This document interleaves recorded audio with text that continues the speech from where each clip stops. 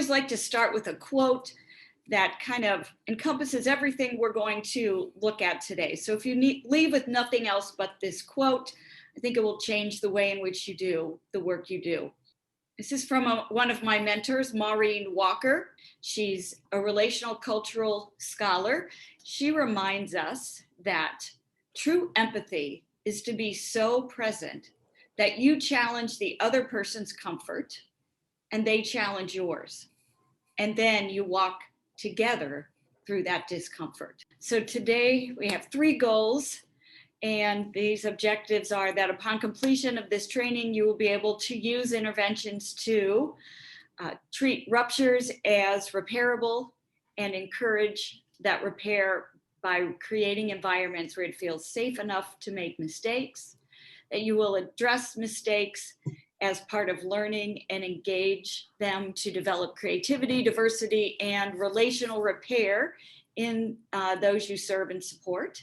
And also, we hope it will help you create interactions and environments where diversity is celebrated as a resource, because it plays such an important role in relational repair, adaptability, and survival for all. Our first section, we're going to look at trust. And trust comes from environments where it feels safe enough to try. This is coming from a book by Ed Tronick, much of this, called The Power of Discord: Why the Ups and Downs of Relationships Are the Secret to Building Intimacy, Resilience, and Trust. So we all know that mistakes are a part of life and that no one is perfect. We've heard this 100 times. But did we also know, this is what I think we don't hear as often, that uncertainty signals growth? And that's a neurobiological fact. When we are feeling uncertain, our curiosity center kicks in and it actually helps engage the creative parts of our brain, especially if we can approach the uncertainty with curiosity and just notice the fear. You don't have to stomp on it, because anything new produces a response from the fear center. That's its job, so that we don't walk blindly into something new and get ourselves hurt. But if we can switch to, ooh, I wonder what this is about, brings that thinking brain right back online. And then one of the most basic rules of the universe is that nothing is perfect. In fact, Stephen Hawking discovered that without imperfection, neither you nor I would exist. So in his book about the universe, he talks about how it is from biological mistakes that we get the traits that actually have allowed us to survive and become who we are over time. And that's the same for every species and actually every living thing on this planet. So it's so fascinating. So mistakes are actually the birthplace of life. And did you also know that parents only need to be in sync with their child 30% of the time to create a safe, strong attachment bond? And yet, feeling in sync with those who matter to us is so important that it often drives us to see it in mythic proportions, which drives us to strive for perfect attunement and to feel intensely disappointed or even ashamed when we do not achieve it. And that's a quote from Ed Tronick. And so all of those things you need to feel safe in our learning environment are also the exact same things we all need to feel safe in relationships. So knowing the 30% rule, it's okay. Give ourselves a break, not just with our kids and with those we love. We're not going to get it perfect all the time, and that's okay. We only needed to get it perfect 30% of the time. Where was that percentage when I was in Catholic school? Woo, that would have made my life so much easier. And Mary, yes. Could you just quickly define for us what you mean by in sync? There's a question. Do you mean like the same thoughts and feelings, acting together? What, just quickly. Thank you. And so those are great examples of in sync. And what's cool about being in sync is that you can define it for yourself. So having the same thoughts and feelings, people often think that's it. Making sure no one's ever angry often is how we think in sync needs to be. I'll never forget, a therapist said to me once, that's all right. They can get angry and they can get over it. I think that was worth the price of admission right there. I always thought it was my job to make sure no one was angry. And so just knowing that allowing people all of their feelings, including their anger, is a way of being in sync, even though we're often trained to feel like that's not a way of being in sync. So that miniature rupture of I've done something that's angered someone is a rupture that's going to build repair that can strengthen us. So notice for yourself what helps you feel like you're in sync with someone. Is it that you're having the same emotions? Is it that you're having the same opinions? You're doing things the same way? What is it that allows you to have that feeling of being perfectly in sync? And remember, it's not going to be perfect, but what gives you that feeling that you're like, oh, this is good, this feels good? Because it's unique for each of us. Great question, thank you.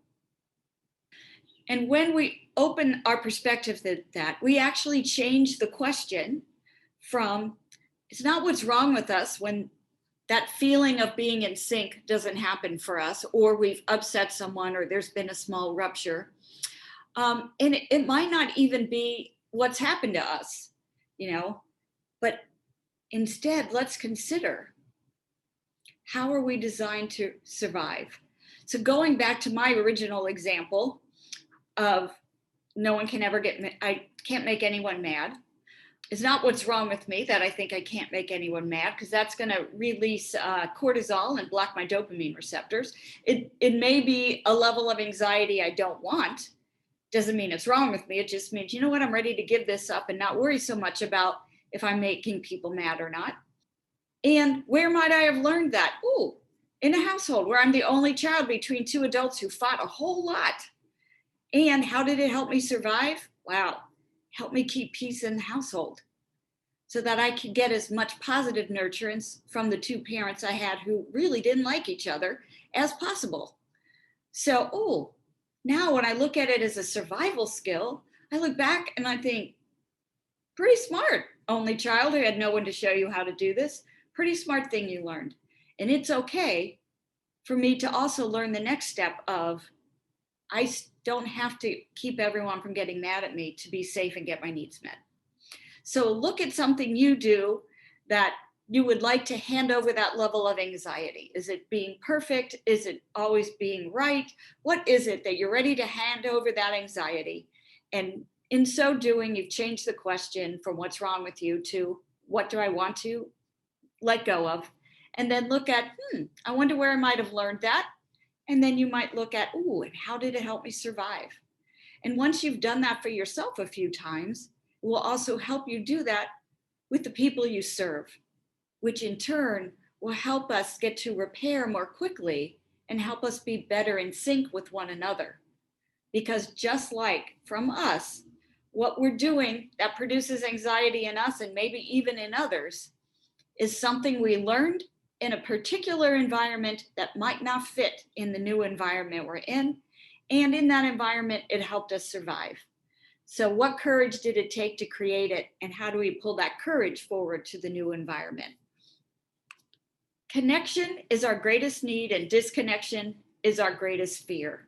And that's another reason that we strive to be in sync 100% of the time and get a panicked response. Some of us more panicked than others, but our brain does stress out a little when we're not, quote, connecting, or it feels like we're not connecting. Sometimes, because our definition of in sync and the other person's definition of in sync are different, we feel like we're not connecting, but the other person feels like we're connecting just fine.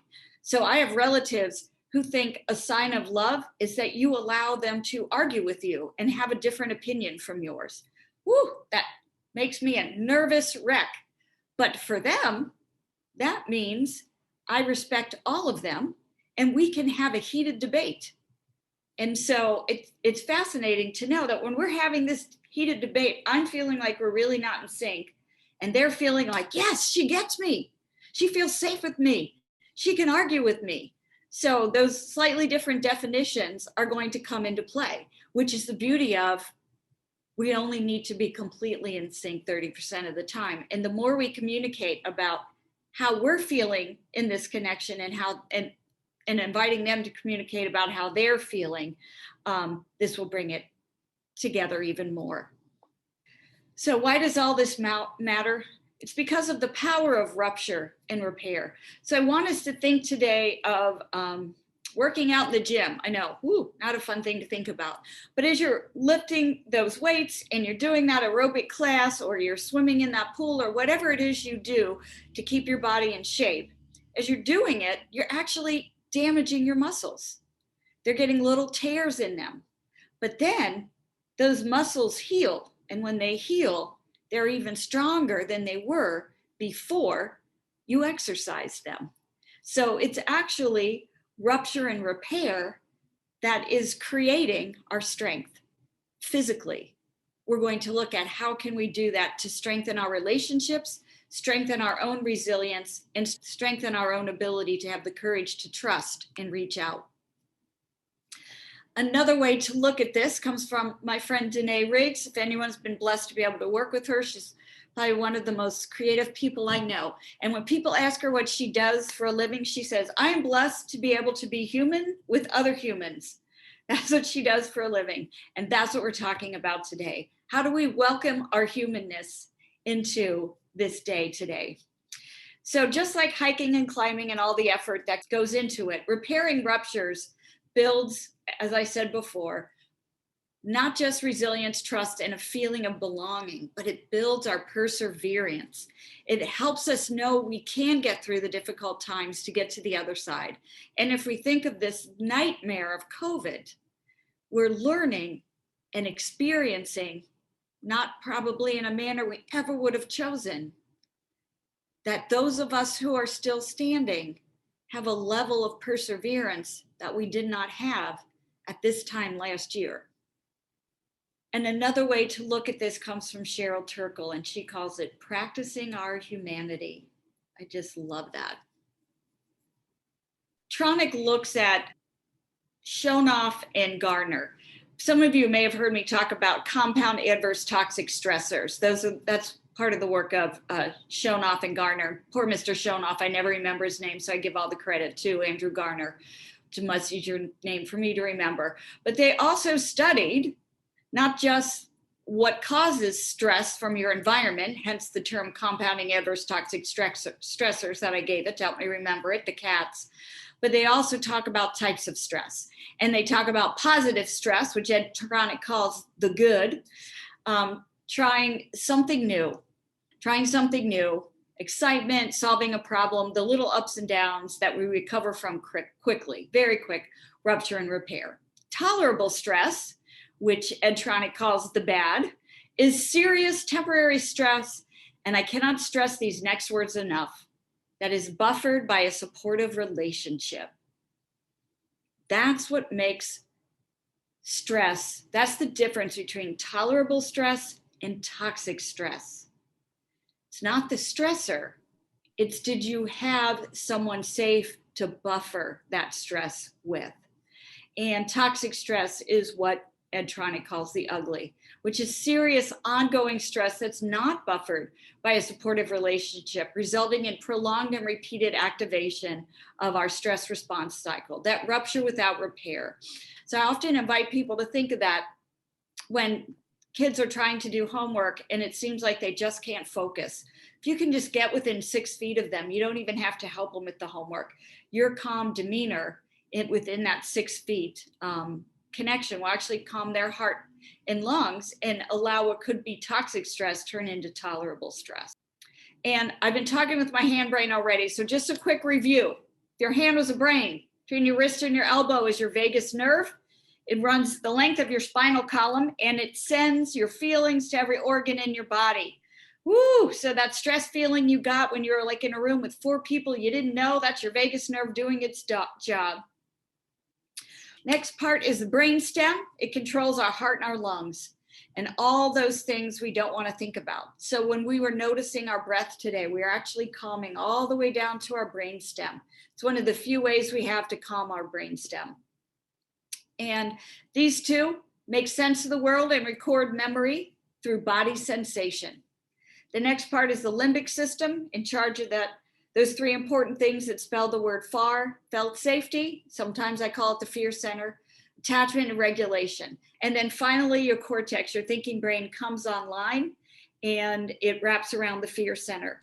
It only gets to work when the fear center gives it permission. The fear center takes it offline, then guess what leaves first? Spontaneous speech. This limbic system makes sense of the world in body sensation and in pictures. And then the cortex makes sense of the world through pictures and words.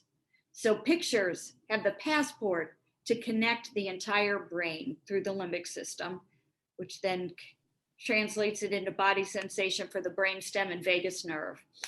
And today, our rupture and repair is going to look a lot at what are the feelings we get in our body. Interestingly, when I describe my cousin who loves to argue and sees that as a sign of love, he's getting a calming feeling in his vagus nerve when he's arguing with me. He's getting this symbol, oh, she loves me. And I'm getting the panicked feeling, oh my gosh, this is my favorite cousin. Why are we arguing with each other? So we're getting the exact opposite message, but we're getting it from the same part of our body. All right, so this vagus nerve, like I said, it connects with every organ in your body. We often think of it as going from the neck down, but it doesn't. It actually controls the muscles of our face, especially the muscles of our eyes. So if you have access to a mirror, or I guess you don't need a mirror, you can look at yourself in the screen if you would like. Just take a minute and try smiling without your eyes.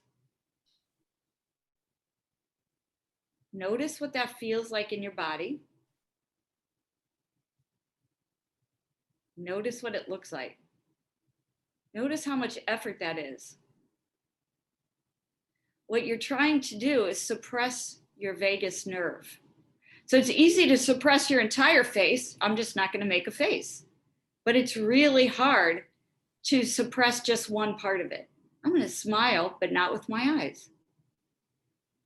So smiling is something where our vagus nerve engages the muscles, especially around our eyes. So while we're doing that, let's consider all the types of safety, not just physical safety, but emotional safety. Where's safety of all your feelings? And you all talked about that when we asked, what do you need in this learning environment? Non-judgment, curiosity instead of certainty.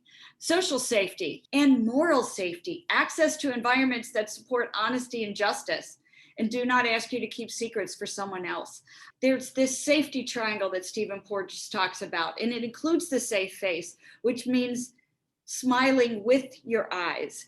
And I saw many of you say, ooh, I don't like smiling without my eyes. It feels really weird. And other people were having fun laughing at what it felt like.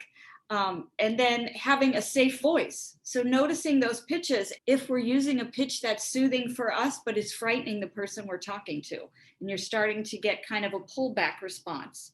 If their chin is coming back, that's their fear center protecting their carotid artery. And it's not a choice behavior usually. The fear center does it without your permission. If their head is tilted, that's the fear center exposing their carotid artery. So that's showing that they actually do trust you, even if what they're saying may not sound like it. And then what is my safe posture? Not just the 6 feet, but how close does this person feel comfortable? And do they want to sit with a desk between us? Do they want to sit next to me? Do they want to make sure they see the door? So considering all of these things creates our safety triangle, so we can create an environment where it feels safe enough to make mistakes. And so this helps set the tone, but we also want you to use language to say, this is a safe place to make a mistake. And another way we can do that is to deliver information that our fear center can hear. And to do that, I'm going to invite you to lead with safety. How can I help you feel safe? How can I help you feel comfortable in this learning environment? All of that type of language. Show how any limit that you have in this space where you're welcoming someone keeps them safe. Because remember, in unsafe environments, limits are whatever the most violent person in the room needs it to be to justify their actions. So we have to redefine that in our space, limits are connected with safety.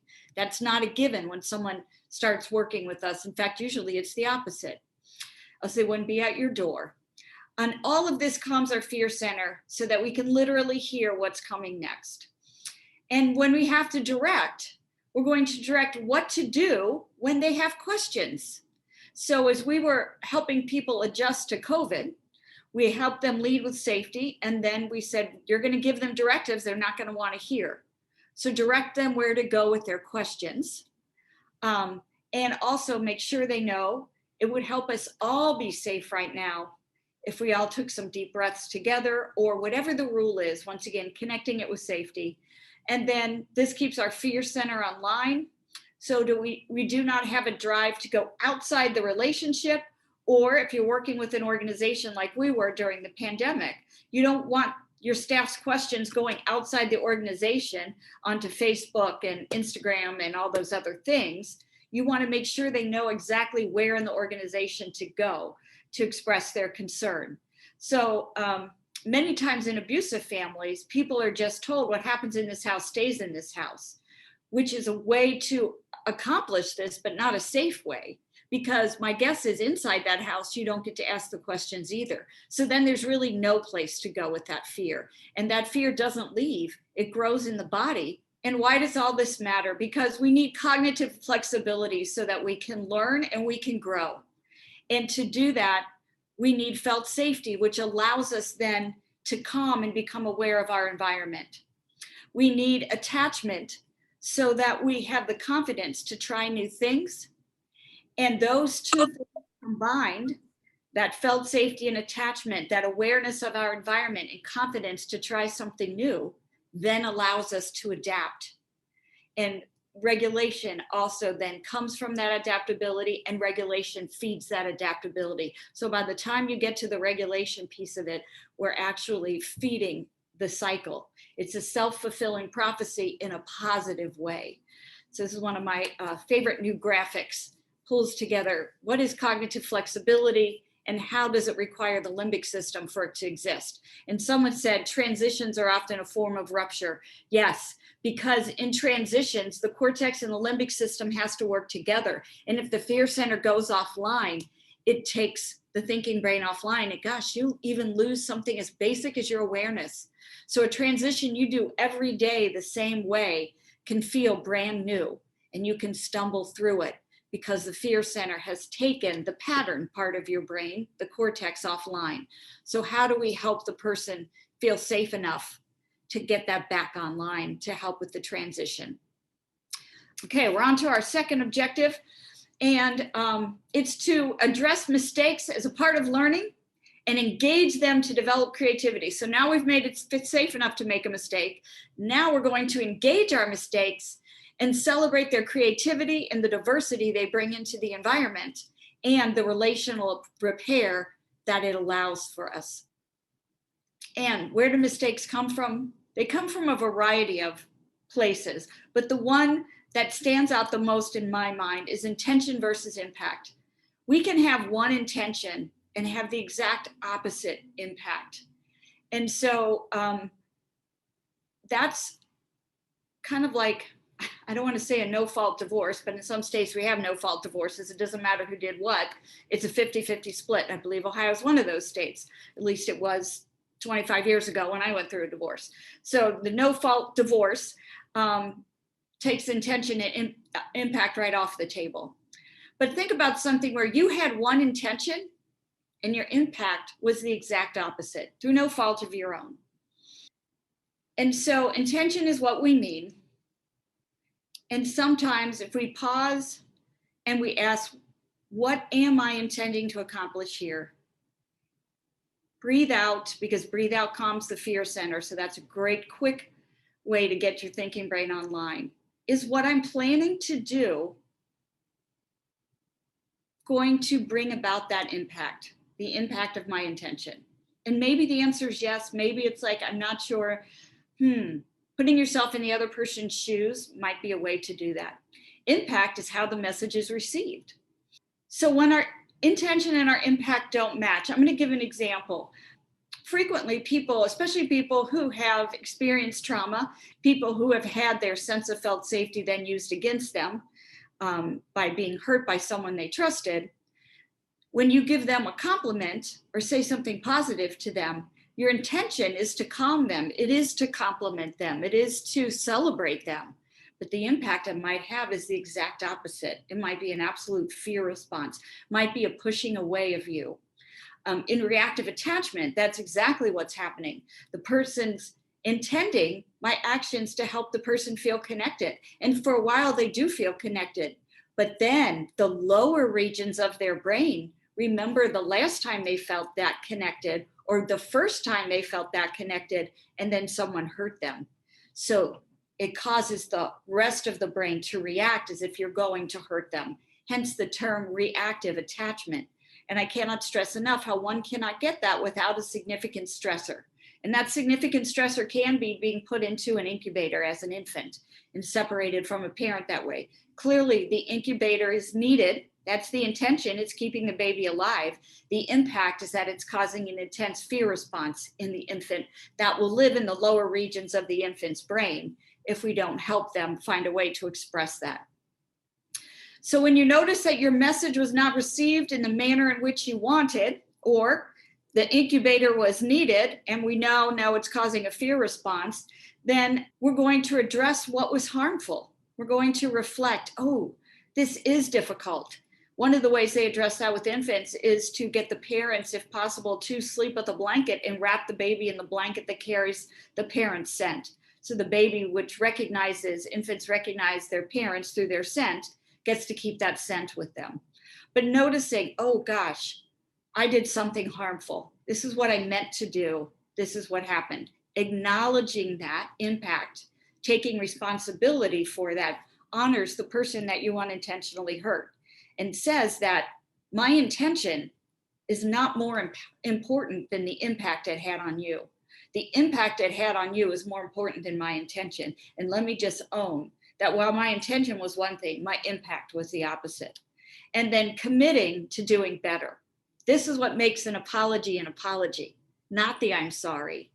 The what am I going to do differently next time? That's the apology. So this is an example of a way we can use a rupture and repair. So see if you can reflect on, where did we get disconnected? Honor that you're disconnected, and that's okay. And then commit to doing it differently. So when my cousin and I are having the exact opposite visceral experience over arguing, and when I finally said, why do you keep smiling? Are you enjoying getting me this upset? And he goes, am I getting you upset? I'm like, yes, you're getting me upset. Can't you see that? He goes, no, I thought we were having a spirited conversation and that you trusted me with your difference of opinion because I'm trusting you with mine. So he's celebrating with that smile, and I'm thinking he's mocking me. But it wasn't until I engaged him to say, help me understand this smile, that we were able to literally recognize we were both getting opposite experiences in our body from the experience. So this is a way for us also to catch ourselves, because we all do this, blaming. So when we're blaming, my goal is not to say, shame on you for blaming. My goal is to say, oops, we all do it. Please notice it. And then go back, reflect on the situation, honor the differences in it, and see what you can do to repair and find a way to connect. So when we blame, we don't have to blame ourselves. Just stop and notice and say, ooh, there's a disconnect here. Where's my discomfort coming from? And what can I do to bring about some repair by honoring what's happening in the situation? And sometimes you honor it just by reflecting back what you're seeing. Sometimes we need to calm ourselves. So I just want to give you a quick calming technique that I just love. We're going to have you touch a finger to a thumb, and you can do one of three things. You can name 3 strengths, or you can name 3 gratitudes, or if you have a simple prayer that's just a few words. It doesn't matter what it is. So if I were my friend Chris, who was in my center square earlier, my 3 strengths might be, I am courageous, funny, and creative. So I might be saying courageous, funny, creative, courageous, funny, creative. So feel free to pick 3 strengths, pick 3 gratitudes or a simple prayer. We're going to do this together. naming to yourself your 3, whatever you've picked.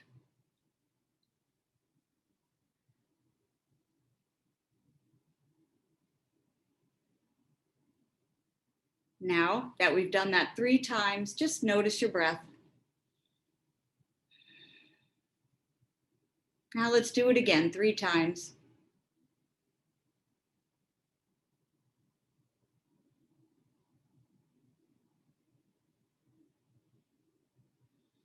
Notice your breath again. Now going forward, you don't even have to remember what those 3 words are. When you touch the fingers, you're going to get that feeling of calm all the way through your vagus nerve, because we just connected it to your vagus nerve by doing 3 repetitions, breathing, which not only gave us dopamine, but it sent it all the way down into our brainstem. 3 repetitions, breathing, and then sending it all the way to our brainstem. So if you're an educator, you may have learned in school that the best learning pattern is 3 repetitions, and then a break, and then 3 repetitions. Because every time we do something in a set of 3, our brain thinks, oops, I might need to remember this. 3 is the cue to the brain to release dopamine, which helps build a new neural connection. So I'm inviting you to use your 3-finger grounding. And as one of my friends who's a nurse discovered, she thought it was he actually thought it was the most ridiculous thing I had ever taught him. And then he said in the middle of COVID, he was overwhelmed by the amount of death he'd experienced in one day. And he said, I went to give myself a break by walking a test down to the lab. And instead of sending it down the chute, I handed it to the person. I backed out of the lab. I actually backed into the wall, slid down the side of the wall. And I noticed I was doing this. And he said, and as I did it, I didn't use 3 strengths or 3 gratitudes. I actually used a prayer I was taught as a child, which was not what I had done in your class. And he said, even though I think in the class, my cortex thought this is stupid. Once I got into a very stressful situation, the lower regions of my brain said, we need this, and started doing it anyway. So it can be very helpful to anyone at any time, even if you think it's ridiculous. So to create a space where mistakes are a part of learning, we must first center belonging over managing, and having power with instead of power over. And a way to help not only those we serve do this, but us ourselves, is to build our frustration tolerance.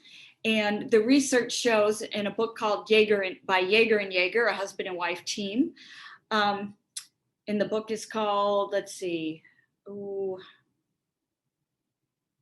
gonna have to get back to you on that, but it's in the references. I'll make sure we get those references out to you. The best way to build frustration tolerance is to know what to do while you're waiting. So give yourself something to do while you're waiting, or knowing when you can return to your preferred activity, doing both. Okay, I'm getting interrupted right now. I'm gonna get back to it as soon as I take care of this. Literally, those little cues to yourself can help keep you calm. How do we teach that to the people we serve? For many of the people we serve, we create something called a board box or board bag, where they actually have a list of activities they can do when they get bored. Because another important thing for us to know about our brain is that boredom triggers our default mode network. Our default mode network has 2 speeds, worry and creativity. That's all it has, worry and creativity. So if you know what to do while you're waiting, you can engage the creativity part of your default mode network when you get bored. If you don't, the worry part will kick in quite naturally, because that's what it's designed to do, to worry about what's happened to me in the past and to look out for it in the future, which is the only thing the default mode network can see, by the way, is the past and the future. Even with creativity, what did I learn from my past, and how do I want to use it in the future to create what I want? So a good way to pull yourself out of worry is to notice what's happening through all 5 of your senses. And then if you can think of something positive, like a gratitude or something that, what brings me to this work, what keeps me to this work, you have a better chance of opening back up into the default mode network of creativity instead of worry. So asking yourself, what do I want to do while I'm waiting? Or when can I return to this preferred activity? And I always use this as an example because I think it is so helpful to help us understand these lower regions of our brain. So when our thinking brain comes offline, the fear center takes over. And when it takes over, it wants things to happen in a certain order. First thing it wants us to do is to go towards safe others. But if we have had the experience of our safe others turning into unsafe others, it may actually drive us to unsafe people because that lack of safety was our first experience of connection. If we assess that there's no safe others to go to, our fear center will then drive us to flee. It'll drive us to run away, run blindly away from something. That's when the fear center's in the driver's seat. Or if we put the fear center in the passenger seat, our thinking brain can help us leave a problematic situation. If we can't flee, then we'll fight, which can be all forms of aggression, including aggression toward ourselves, or we can fight by using that energy to be assertive, to exercise, to dance, to try something new. All of these things are coming from our fear center. If they don't work, our fear center gets out of the way, our limbic system goes offline, which by the way also houses our empathy center. And it moves us down into the freeze submit response of our brainstem, where we can literally freeze if we're actually dying, or we can get depressed or feel stuck or not protect people. We can get oppositional. We can have suicide attempts, or when we're safe and we can feel quiet time, prayer, and meditation as safety, then that's a safe way to freeze. Literally, this is what we need to function in school. But if your brain has had to go into this freeze response because of absolute terror that you could not fight or flee from, when we ask those children to be quiet in school, they can't do it because their brain kicks them over here, and that kicks them into a fight response or a flee response. So what is it that we can do is, what are some ways we can bring them in? And music, dance, yoga is a way to give someone movement so they can feel safe enough to literally start to focus and quiet their mind. And praying with safe others or meditating with safe others may be a way to do this as well. Walking meditation is a great connector as well. And then after you freeze, you submit, which is to do whatever the most violent person in the room wants you to do. Or if you're actually dying, it's to curl into a fetal position. This is when we protect perpetrators because our brainstem is in charge. Suicide attempts, addiction also can show up here. Guess what? We all need to submit every single night to go to sleep. Sleep is a submit, which is why we call it falling asleep. We have to allow our brainstem to take over so the rest of our brain can have a rest. So sleep will be very challenging for people who have had to go into freeze submit to survive. So how do we find positive ways to help them prepare for what they want to dream about, to change their dreams if they have a nightmare in the middle of the night, to get up and find someone to change their dream with, or first thing in the morning. So this is our fear cascade, and it's going to impact how we do rupture and repair. This is the repair side. This is the rupture side. It's not good and bad.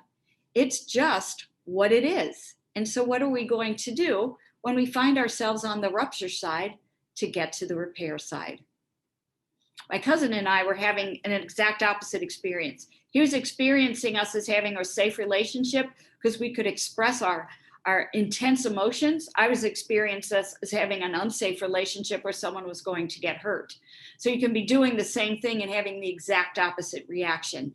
Hence, when we had a conversation in the middle, we were able to experience each other's experience of the situation, which helped dramatically.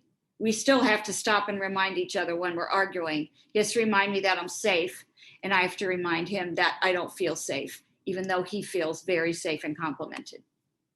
Which doesn't mean we don't argue, just means we keep reminding ourselves that the feelings our body are giving us are not the exact feelings of what's happening in that moment. So I want us to take a moment and notice some things that lift you up, They give you energy, they bring you joy, they get you excited, they get you going. So what are your lift-off activities? And then what are the things that calm you? Because when we get excited, our brains need help calming. So it helps to know what are the things that calm us. And the more trauma you have, the more assistance your brain will need calming. Or so the bigger the rupture feels, the more help you'll need calming from it. So I'm going to have you play around with that and notice what are some of your liftoff and landing activities and how do they show up on the cliffs of safety, which is this side over here, the cliffs of safety. Fear cascade, cliffs of safety. So what are some things you do that give you energy and joy? How are they showing up under these categories? What are some things that calm you? How are they showing up under these categories? This is my rupture. Thank you for the repair. We've talked a lot about rupture and repair today, and I wanted to give us this thing that I made with Chelsea Getz from the Center for Family Safety and Healing at Nationwide Children's Hospital. And it looks at how do we recognize when relationships are safe, where we're having caution signs, and where they're unsafe. Because if we're in the unsafe part, that might not be where we want to engage a repair. Rupture and repair can maybe occur in the caution signs. Yeah. And let's talk about those caution signs and then see, does it move us into the safe zone or does it move it further into the unsafe zone? So when you're looking for where do I do my rupture and repair, I'm going to highlight, do it in your caution signs and see which direction it moves you, because that can let you know, is this a relationship where I'm going to repair this relationship, or am I going to repair a relationship with myself and move on to another safer relationship? And then I paired them with the 5 good things found in mutually enhancing relationships, which show up here in the parentheses. So moving from rupture to repair requires our brain, our body, and our behavior to be in sync. It builds resilience. So I broke down how it does that. It develops helping relationships. It gives us tools, which builds our agency. It improves our self-efficacy. It lets us know we can affect change in a positive way, or we can affect change that gives us the cue that we need to leave, and we can plan accordingly. And then it reduces challenges and interactions and increases our cooperative interactions as well. And a good way to do this is collaborative problem solving, which is the work of Ross Greene. And some of the beauty of it is it helps us clarify each person's perspective, which is what I invited my cousin to do when I asked him to please explain why he was smiling at me while we were arguing. It helps each person understand, even if they don't agree with the other person's perspective. So this is where that definition of sync can be expanded. You don't have to agree to recognize someone else's opinion and to reflect it back to them, to thank them for sharing it with you, and then connect in any way you would like, which doesn't mean you have to connect by agreement. It helps parties work together toward a more mutually satisfying solution. Plus, it lets you see more options. It addresses both parties' concerns, and it teaches new skills and can engage environmental triggers, like helping us recognize unsolved problems or areas of unfelt safety. It creates belonging. And our third objective today is to look at belonging and how it creates environments where diversity is a resource, which is a training unto itself. But we nurture the sleeping garden when we have the courage to engage in the repair for our ruptures. So step 1, reflect rather than correct. So when you see a rupture, if you could get curious about it and reflect back your experience of it, that allows the other person to keep their thinking brain online and reflect back their experience of it. And remember, your experiences don't have to agree for you to find a happy medium. And the goal, once again, present both sides, describe rather than evaluate or try to solve what I call the hole in the sidewalk. Restate the 2 concerns and invite the other person to brainstorm with you ways to solve it, which I'm going to do with my friend who's struggling after COVID. Neither one of us have an answer right now, but we're going to invite each other to explore it together. And I'm wondering what we can do to help meet both of our needs. This moves us to the creative part of the trauma triangle, off the trauma triangle from the victim part. It invites us to coach and challenge each other as we come together to find solutions. So it's a great way to get onto that triangle. So we can reflect the two different perspectives, honor that both sides feel strongly about what they're experiencing, and then get curious about what we can do to get past the hole in the sidewalk. And I just want to close with this lovely poem by Portia Nelson. There's a Hole in My Sidewalk, an autobiography in 5 chapters. I think this really sums up Rupture and Repair. Chapter 1, I walk down the street. There's a deep hole in the sidewalk. I fall in. I am lost. I am helpless. It takes forever to get out. Chapter 2, I walk down the street. There's a deep hole in the sidewalk. I pretend that I don't see it. I fall in again. I can't believe I'm in the same place. It still takes a long time to get out. Chapter 3, I walk down the same street. There's a deep hole in the sidewalk. I see it there, but I still fall in. It's a habit now, but my eyes are open. I know where I am, and I get out immediately. And finally, chapter 4, I walk down the street. There's a deep hole in the sidewalk, and I walk around it. And finally, chapter 5, I walk down a different street. So sometimes we repair the hole in the sidewalk. Sometimes we walk around it. Sometimes we find a different street. So thank you for your time together today. We'll close with Maya Angelou, who reminds us that people will forget what we've said. They will forget what we've done, but they will never forget how we've made them feel.